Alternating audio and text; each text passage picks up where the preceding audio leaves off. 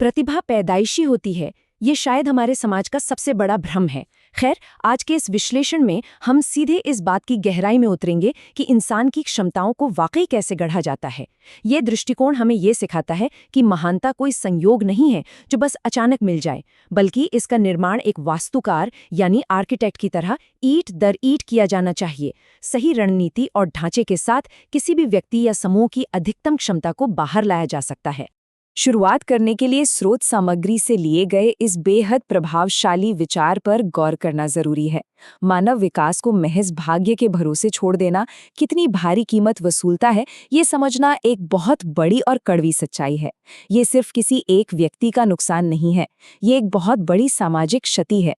जब किसी शानदार दिमाग को सही ढांचा नहीं मिलता तो वो ऊर्जा बस शून्य में विलीन हो जाती है। क्षमता का उपयोग न हो पाना कोई दुर्घटना नहीं है, बल्कि यह सीधे तौर पर एक व्यवस्थागत विफलता है। इस पूरे विश्लेषण का खाका कुछ इस तरह रहेगा: परिदृश्य का आकलन, फिर नींव रखना, उसके बाद ब्लूप्रिंट तैयार करना और आखिर में मानव क्षमता को साकार करना।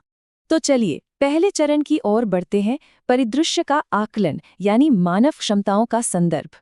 देखिए, यहाँ सबसे दिलचस्प बात यह है कि मानव क्षमता को अक्सर एक जादुई अमूर्त तत्व मान लिया जाता है जो अपने आप विकसित हो जाएगा, बजाय इसके कि इसे जानबूझकर बनाया जाए। सदियों से प्रतिभा को एक ऐसी चीज माना गया है जिसे मापा या निर्देशित नहीं किया जा सकता, और यही सबसे बड़ी गलती होती है।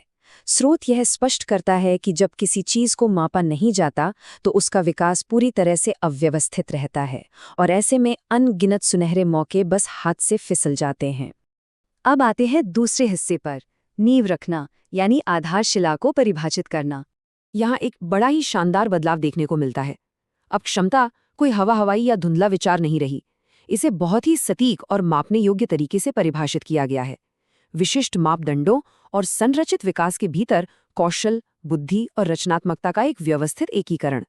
ये बिल्कुल ऐसा है जैसे मनोविज्ञान को इंजीनियरिंग के साथ मिला दिया गया हो, जो आगे के लिए एक बेहद ठोस और व्यवहारिक नींव का काम करता है। आप इस तुलना को देखिए, निष्क्रिय बर्बाद प्रतिभा बनाम सक्रिय रूप से निर्मित क्षमता। ये अंतर वाकई चौंकाने वाला है। एक तरफ वो अपार ऊर्जा है जो बिना किसी दिशा के बिखर रही है, और दूसरी तरफ वो ऊर्जा है जिसे एक लेजर बीम की तरह केंद्रित किया गया है।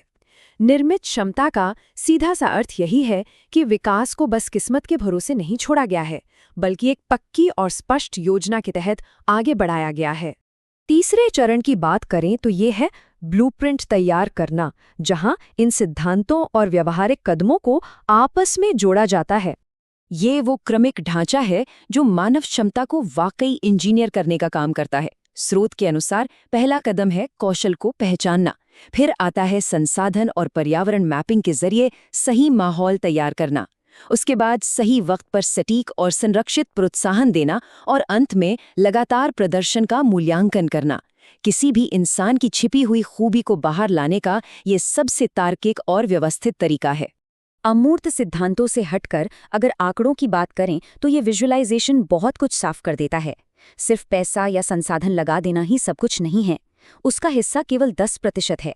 असली असर तो कौशल निर्माण, अभ्यास से आता है, जो पूरे 40% हैं। फिर 30% हिस्सा अनुकूल वातावरण का और 20% मानसिकता डिजाइन का है। तो ये स्पष्ट है कि केवल संसाधनों का आवंटन काफी नहीं है, लगातार अभ्यास और सही माहौल ही असली नींव बनाते हैं। लेकिन यहाँ एक बहुत ही महत्वपूर्ण सवाल खड़ा होता है। कागज पर तो ये सब बहुत अच्छा लगता है, पर क्या ये आर्किटेक्चरल ढांचा असल दुनिया की जटिलताओं और अप्रत्याशित स्थितियों में टिक पाएगा? और इसी सवाल का जवाब मिलता है हमारे चौथे और आखिरी चरण में, मानव क्षमता को साकार करना यानी अंतिम संरचना। और नतीजे वाकई कमाल के हैं। ये कोई छोटे मोटे सुधार नहीं है। जब इस आर्किटेक्ट ब्लूप्रिंट को असल में लागू किया गया तो उत्पादकता में सीधा 50% का उछाल दर्ज किया गया। इसके अलावा कौशल का बेहतरीन इस्तेमाल हुआ और नए नए समाधान तेजी से सामने आए। ये इस बात का एकदम पक्का सबूत है कि मानव पूंजी में किया गया एक व्यवस्थित और वैज्ञानिक निवेश कितने गहरे और बड़े बदलाव ला सकता है। इस पूरे विश्लेषण का निचोड़ इन चंद बातों में है। क्षमता पैदाइशी नहीं होती, इसे गढ़ा जाता है। अगर विकास को बिना किसी दिशा के अव्यवस्थित छोड़ दिया जाए तो वो महज मौकों की बर्बादी है। और हाँ, तरक्की के लिए कठोर मापन बहुत जरूरी है। इसका मतलब है कि वर्तमान सीमाओं में बंधे रहने की कोई मजबूरी नहीं है।